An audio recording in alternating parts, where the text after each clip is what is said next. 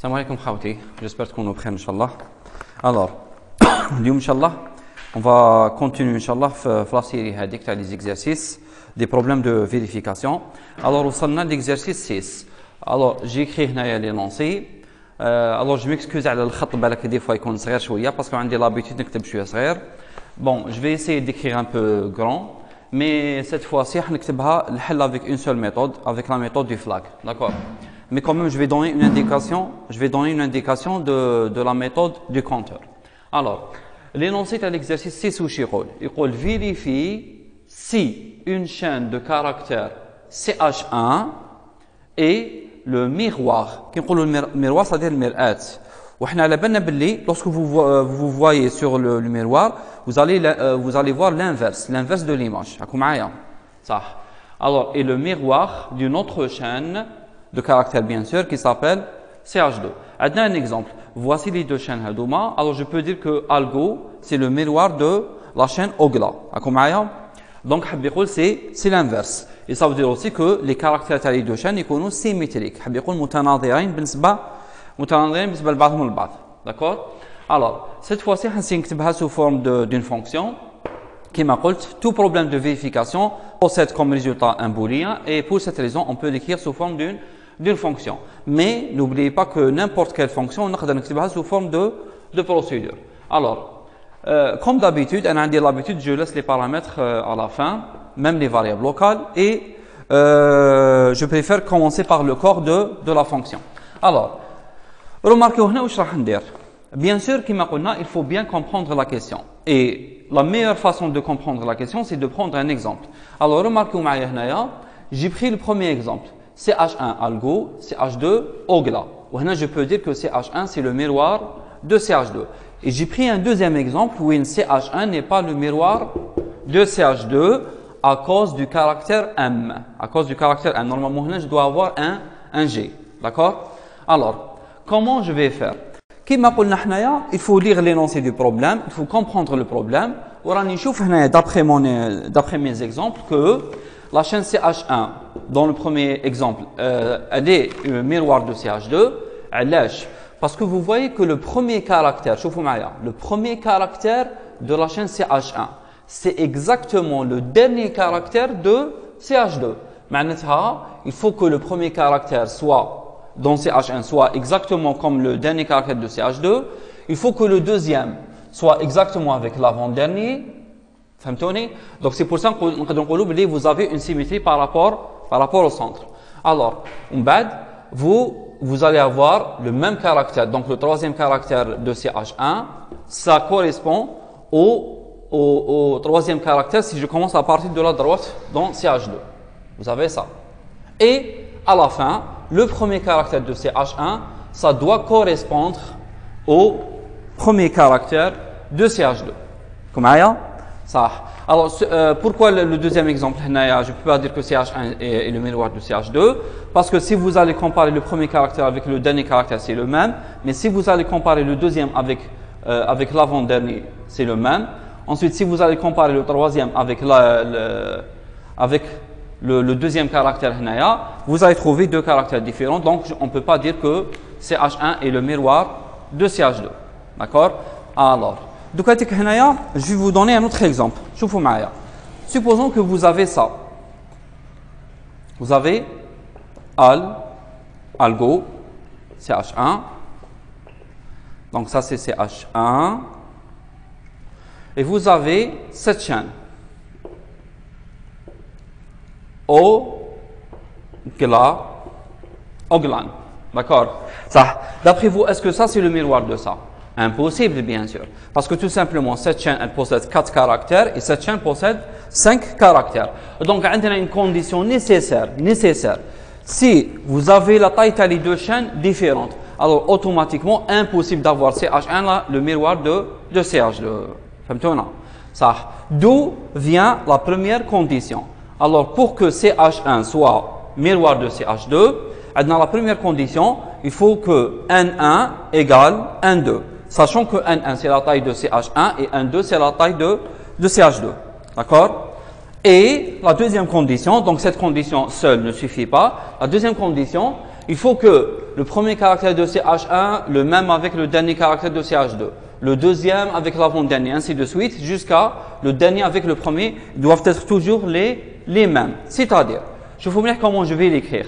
Comme j'ai dit auparavant, lorsque vous utilisez la méthode de la variable booléenne, la méthode du flag, il faut écrire l'expression algébrique. Ça, je vous montrer. Je vais écrire ça au brouillon. Il faut que CH1 de 1 égale CH2 de quoi? De N2. D'accord? C'est-à-dire le premier égale le dernier caractère de CH2. Ensuite, il faut que le deuxième caractère de CH1 soit égal l'avant-dernier caractère de CH2. Donc, c'est N2 moins 1. Et je continue jusqu'au dernier caractère de CH1, c'est CH1 de N1 égale le premier caractère de CH2. Est-ce que c'est clair? معناتها شوفوا مليح لازم le caractère qui se trouve à la première position avec la dernière position يكونوا les mêmes. On va celui qui se trouve dans la deuxième position avec l'avant-dernière position les mêmes et ainsi de suite. Comment je peux écrire ça sous forme d'expression algébrique? شوفوا مليح. Alors quel que soit I, J, لازم يكون عندنا un couple. لازم يكون عندنا couple de valeurs, couple d'indices. Alors quel que soit IJ, c'est bon? Tel que I, J appartient, appartient à quoi? À l'ensemble des couples. À l'ensemble des couples. Alors, je vais sauter la ligne. Alors, quel que soit IJ, tel que le couple IJ appartient à l'ensemble, alors, premier couple, Hua 1, 2, c'est clair? Parce que I compte 1, J compte 1, 2. Deuxième couple, 2, 1, 2, moins 1. Et c'est pas la peine d'écrire le reste. Et j'ajoute le dernier couple, les Hua. Le dernier caractère fait CH1, son indice, c'est N1, avec le premier caractère de CH2. Est-ce que vous comprenez? Donc, quelles que soient les valeurs du couple IJ, tel que IJ appartient à cet ensemble de valeurs, vous trouvez toujours que CH1 de I égale CH2 de J. Est-ce que c'est clair? J'espère que vous me faites. Donc, l'écriture algébrique signifie que il faut que le premier soit égal avec le dernier, le deuxième avec l'avant-dernier, ainsi de suite, ainsi de suite. C'est bon? Ça. Vous remarquez ici une chose.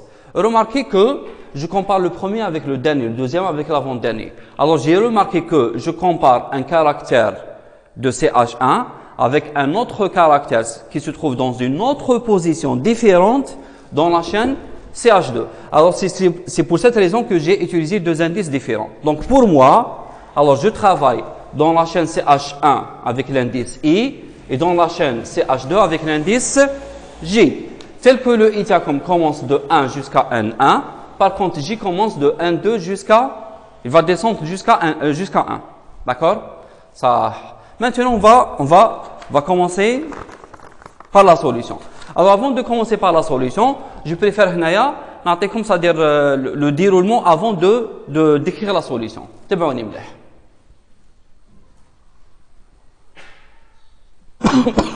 Alors, voici ce que je veux faire.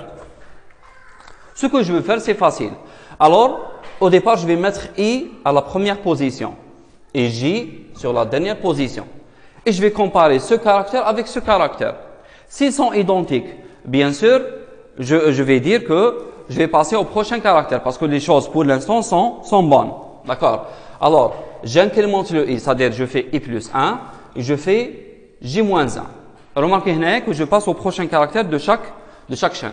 La prochaine fois, je compare le deuxième caractère, donc c'est H1 de I, c'est le caractère L, avec l'avant-dernier caractère, c'est H2 de J, le caractère L. Et vous trouvez le même caractère, alors j'avance encore I. Et je descends encore J. Est-ce que vous avez compris la méthode? Donc à chaque fois, j'avance le I et je vais faire J moins 1. Donc je vais faire I plus 1, je vais faire J moins 1 jusqu'à arriver à la fin ou le début. Donc la fin de CH1 et le début de CH2. Mais si par contre au cours de la vérification, comme le deuxième cas par exemple, je trouve le troisième caractère, c'est-à-dire le caractère G, il faut le comparer avec ce caractère. D'accord? Vous allez trouver deux caractères différents, alors on arrête immédiatement la comparaison et on va dire que CH1 n'est pas le miroir de CH2. Mais si tout se passe très bien, alors vous allez avoir CH1 est certainement le miroir de CH2. Alors, d'après la méthode du Flaky Marona, dans une séance passée, alors, elle est composée de trois étapes. La première étape, initialisation de la variable booléenne. Deuxième étape, étape de vérification. Et la troisième étape, c'est la décision. C'est clair? Je commence par l'initialisation. J'ai dit auparavant que lorsque vous allez arriver à écrire l'expression algébrique, si vous trouvez que l'expression algébrique utilise le symbole quel que soit, alors vous allez initialiser votre variable booléenne par la valeur vraie. Et si vous avez utilisé le symbole existe, alors vous allez initialiser la variable booléenne comme par faux. Et dans notre cas, je vais l'initialiser par vrai. C'est bon? D'accord? Je vais initialiser par vrai. Et dans notre exercice je vais employer deux indices, I et J. Et donc, je commence par initialiser également les indices. Alors, I, je vais dire qu'il va commencer par 1, tandis que J commence par N2. C'est quoi N2? C'est la taille de la chaîne CH2. C'est en même temps l'indice du dernier caractère de la chaîne CH2. Ensuite, ça c'est la première étape. Je passe à l'étape de la vérification. Et comme vous le savez maintenant, ça consiste à utiliser une boucle tant que, généralement, elle est composée de au moins deux conditions. La première condition, comme j'ai dit toujours, elle concerne l'indice et la deuxième condition concerne la variable booléenne. Mais dans cet exercice, vous avez utilisé, ou alors on va utiliser deux indices, I et J. Donc, vous allez avoir deux conditions. Une pour I et l'autre pour J. Ça, remarquez معنا. Alors, je vais écrire la solution. نكتب هنايا I inférieur ou égal N1. Parce que le I commence par 1, il va monter à chaque fois jusqu'à arriver à N1. Ça. Et J supérieur ou égal 1. Parce que remarquez, J commence de 1, 2, il va descendre. Non pas comme le I. Donc le I va monter. Donc je vais répéter tant que I inférieur égal à 1. Et je vais répéter également tant que J supérieur égal à 1. Remarquez, alors je peux éliminer les deux conditions. Je peux éliminer une des deux conditions. Si, donc bien sûr, dans le cas où les deux vecteurs, les deux chaînes ont la même longueur, la même taille. D'accord? Mais je vais laisser comme ça. Et, troisième condition, ça concerne la variable booléenne que j'ai appelée mir. Alors, et mir égale à combien? Égale la valeur par la valeur initiale de mir. Vrai. Alors, faire. Et comme vous savez, alors toujours en commençant la solution Tana, d'accord, en commençant notre solution, on écrit dans la boucle tant que deux cas, on considère deux cas. Le cas qui permet d'annuler la valeur initiale de la variable booléenne, et le deuxième cas, on avance l'indice ou les indices. Alors dans notre cas, dans quel cas mir qui était au départ égal à vrai, passe à faux. Tout simplement, elle passe à faux si je trouve deux caractères différents entre les deux chaînes. C'est-à-dire vous trouvez CH1 de I différent de CH2 de J, tout simplement. Alors si CH1 de I différent de CH2 de J, alors la variable booléenne mir passe à faux. Par contre, sinon, ça veut dire quoi? Sinon, ça veut dire que les deux caractères étaient identiques. Maintenant, si les deux caractères sont identiques, on va dire Saha. Le A avec le A sont identiques. Il faut passer vers le deuxième caractère ici et l'avant-dernier caractère ici. Donc, je passe aux deux prochains caractères. Alors, pour passer aux deux prochains caractères, je vais faire I reçoit I plus 1 et J reçoit J moins 1. Fin ainsi. Et je ferme la boucle. Alors, j'arrête un moment. علاش عندي une petite remarque. كتبنا هنايا une solution. On a écrit une solution. D'après vous, est-ce que la solution elle est correcte? Elle est fausse. Elle est fausse. Parce que je n'ai pas considéré ça. Je n'ai pas considéré que la vérification, elle doit se faire lorsque la taille de CH1 égale la taille de CH2. Mais où est le problème? Où est le problème? Je vais vous donner un exemple. Alors, je vais donner un petit exemple. Supposons que CH1 égale à AB. Une petite chaîne. Et supposons que la chaîne CH2, elle contient B, A, C, bac. Bon, Inch'Allah, les gens le bac, mais le bac. En tous les cas, on veut vérifier est-ce que CH1 est le miroir de CH2. Normalement, impossible d'avoir CH1 miroir de CH2. Tout simplement parce qu'ils n'ont pas la même taille. Ça. Alors, si j'applique ma solution à la lettre, vous allez avoir ça. Alors, vous avez la variable booléenne mir. Remarquez la variable booléenne mir commence par vrai. D'accord? Mir commence par vrai. Ensuite, i commence par 1. Et j commence par n2. N2, c'est la taille de CH2. C'est en même temps l'indice du dernier caractère de CH2. Donc, j commence par partir du dernier caractère. Ensuite, je vais entrer dans la boucle. Donc, i fait égal à n1. Bien sûr, n1 est égal à 2 parce que la chaîne contient 2 caractères. Et j est supérieur ou égal à 1, oui. Et mir égal à vrai, oui. Donc, les trois conditions sont vérifiées. J'entre dans la boucle. Est-ce que CH1 de I différent de CH2 de J? Bon, je vais changer l'exemple. Je m'excuse, Henaya. Alors, je vais faire ça. A, B, C, Hagda, CBA. CBA, d'accord. Je vais prendre ça. Alors, quand je vais comparer ce caractère avec ce caractère, remarquez que les deux caractères ne sont pas différents. Alors, qu'est-ce qu'il va faire? Normalement, il va faire le sinon, il va appliquer le sinon. Alors, I avance par 1 et J va faire moins 1. Je passe aux deux prochains caractères. Remarquez la prochaine fois. Alors, je compare ça avec ça, le B avec le B. C'est le même caractère. Il va faire le sinon. Lorsqu'il va appliquer le sinon, donc le itiacom passe prochaine position et J prochaine position. D'accord? D'après vous, est-ce qu'on continue dans la boucle? La réponse, non. Tout simplement pourquoi? Parce que le I a dépassé N1. Le I a dépassé N1. Ça, remarquez, le I a dépassé N1. On sort de la boucle, on quitte la boucle. Mais remarquez la variable booléenne mir. Elle est toujours égale à vrai. Est-ce que c'est correct que mir égale à vrai? La réponse, non. Impossible. Donc, remarquez que la solution Hadi ne marche pas lorsque vous avez, il y a une possibilité qu'elle ne marche pas lorsque vous avez des caractères de CH1 qui existent dans CH2, d'accord? Mais ils n'ont pas la même taille. C'est le problème. Donc, vous venez d'écrire une solution, mais cette solution ne marche pas dans tous les cas. Elle marche uniquement lorsque les deux chaînes ont la même taille. Alors, un conseil, dorénavant, lorsque vous allez commencer par écrire la solution, toujours, il faut commencer par la condition la plus simple. Il faut éliminer les cas qui sont intuitifs.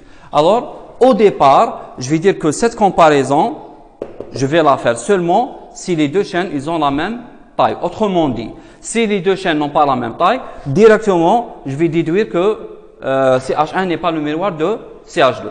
Donc, par rapport à ma solution, qu'est-ce que je vais faire? Il faut dire que cette comparaison, toute cette vérification, elle doit se faire si les deux chaînes n'ont pas la même, s'ils ont la même taille. D'accord? Alors, qu'est-ce que je vais faire, Anaya? Alors, je vais effacer tout ça. Et remarquez qu'est-ce que je vais faire. Alors, au départ, je vais dire ça. Si N1 différent de N2. C'est-à-dire si les deux chaînes n'ont pas la même taille. Ce n'est pas la peine de perdre le temps et commencer la vérification. Tout simplement, la décision, elle est claire, nette et précise. Les deux chaînes ne peuvent, la chaîne CH1 ne peut pas être le miroir de CH2. Alors, remarquez bien, je suis dans le cas d'une fonction et non pas un algorithme. Donc, je ne dois pas afficher, mais je dois retourner un certain résultat. Quel est le résultat? Le type de résultat de notre fonction? Il est de type booléen. Parce que cette fonction, elle va nous répondre par vrai ou par faux. Est-ce que CH1 est miroir de CH2 ou non? D'accord? Alors je vais dire retourner. Retourner, ouais. Retourner faux. Donc retourner faux. Sinon, ça veut dire quoi? Ça veut dire que n1 égale n2. Ça veut dire que les deux chaînes, ils ont la même taille. Et dans ce cas, je commence la vérification comme on a fait tout à l'heure. Alors, je commence par initialiser ma variable booléenne par la valeur vraie. J'initialise le i par 1 et le j par 1,2. Ensuite, j'entame la boucle tant que. Alors, je vais dire tant que. On a première condition, ça concerne l'indice i. Deuxième condition, donc i inférieur égal à n1, bien sûr. I inférieur ou égal n1. Et j supérieur ou égal à 1. Et mir égale à sa valeur initiale, c'est-à-dire vrai, faire. Alors, si vous trouvez CH1 de I égale, ou alors différent de CH2 de J, alors, donc si vous trouvez deux caractères différents au cours de la vérification, directement, mir passe à faux. Et bien sûr, dès que mir passe à faux, on quitte la boucle et on ne va pas tester le reste à les couples. D'accord? Sinon, j'avance vers les deux prochains caractères. Alors, I plus 1 et J moins 1. Fancy, fait. D'accord? Et la dernière étape, c'est la décision. Alors, je préfère Hnaya. Bon, je vais faire bien sûr, sinon. Alors, si. La décision, elle est très simple. Elle relève de la valeur de la variable booléenne mir. Donc, si mir égale à vrai, donc on va retourner vrai. Si mir égale à faux, on va retourner faux. C'est tout. Alors, si mir égale vrai, alors retourner vrai. Sinon, tourner faux. Fancy. Et voici votre fonction. Donc, je ferme ceci et bien sûr, n'oubliez pas de fermer le grand si, celui-là. D'accord? Alors, le grand si, je vais le fermer ici. Fin. D'accord? Ça. عندي une petite remarque هنايا. Alors, tout ça, je peux l'écrire autrement, d'une autre manière. Allez, la décision, je peux l'écrire autrement. Remarquez معايا. Si vous avez mir égal à vrai, alors je retourne vrai. Et si vous avez mir égal à faux, vous retournez faux. Et bien tout simplement, remarquez que je retourne la même valeur de la variable booléenne. Donc, pourquoi dire ceci? Non, on peut tout simplement écrire retourner quoi? La valeur de mir. Retourner mir. Donc, au lieu de dire si non, directement retourner mir. Donc, si mir est égal à vrai, il va retourner vrai. Si mir est égal à faux, il va retourner faux. C'est tout. Donc, j'espère que c'était clair. Donc, c'est la solution de l'exercice. Alors, bien sûr, n'hésitez pas si vous avez des questions de les envoyer par commentaire ou par la boîte email qui m'est D'accord? Alors, cette solution, bien sûr, elle marche très bien et pour n'importe quel cas. Donc, déjà, vous avez au départ, si les deux chaînes n'ont pas la même taille, directement, on va déduire que le résultat est faux. Donc, CH1 n'est pas miroir de CH2. Maintenant, s'ils ont la même taille, on commence la comparaison. Alors, si vous prenez le premier exemple, donc il va comparer le premier caractère. Donc, il va supposer au départ que mir égale à vrai. J'initialise les valeurs des deux indices. Donc, il commence par 1, J commence par 1, 2. Je compare le premier caractère avec le dernier caractère. Ils sont les mêmes. Donc, j'avance l'indice IJ. Prochaine fois, je compare elle avec elle, même caractère, donc j'avance encore les deux indices. Prochaine comparaison, G avec G, même caractère, alors j'avance les deux indices. Et prochaine comparaison, O avec O, même caractère, alors j'avance l'indice I et J. Et à ce moment, je sors de la boucle tout simplement parce que j'ai dépassé la limite, que ce soit pour I ou là pour J. Ou remarquez, j'aurais pu écrire une des deux conditions. Parce que je sais que je suis dans le cas du sinon, dans le cas où la taille de CH1, elle est égale à la taille de CH2. Donc c'est clair, net et précis que lorsque I dépasse N1, J va être inférieur à A1. Donc, vous pouvez écrire les deux conditions ensemble. Quand vous pouvez écrire une des deux conditions, ça marche très bien. D'accord? Mais toujours n'oubliez pas, je suis dans le cas sinon, ils ont la même taille.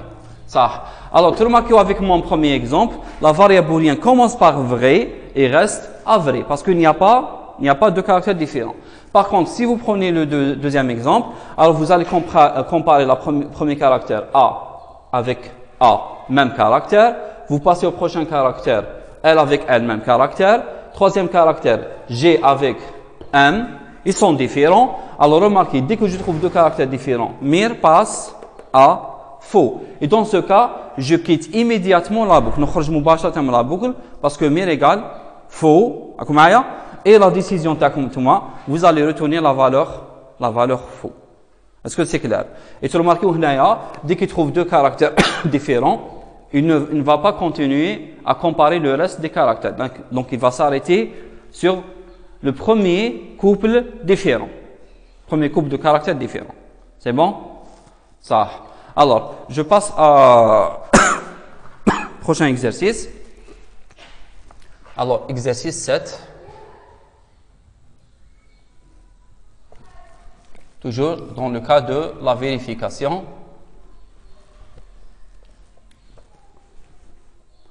Oui, j'ai oublié. Concernant les paramètres, oui.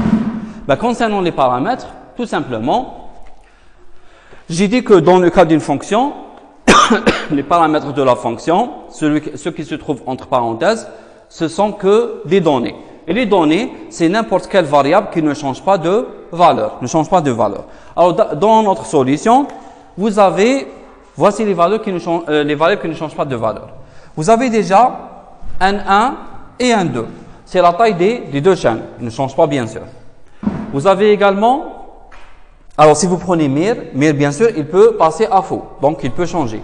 Le I avance. J, la même chose. Alors ici, vous avez CH1 ne change pas et même CH2 ne change pas. Donc, les paramètres tawana. Donc, ce sont les variables qui ne changent pas de valeur. Et donc, on va les citer un par un. Vous avez CH1, chaîne de caractères. Combien? Bon, je vais mettre par exemple 100. Ensuite, N1 entier. Bon, j'espère que je vais avoir l'espace.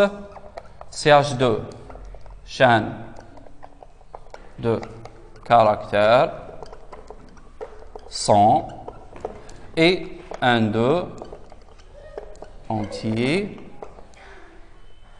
Oui. Ensuite, deux points. Type de résultat, bien sûr, il est de type booléen. D'accord? Type de résultat de type booléen. Et pour les variables locales, bien sûr, vous avez le I, le J comme entier. Et vous avez une variable booléenne que j'ai appelée mir de type booléen. De type booléen.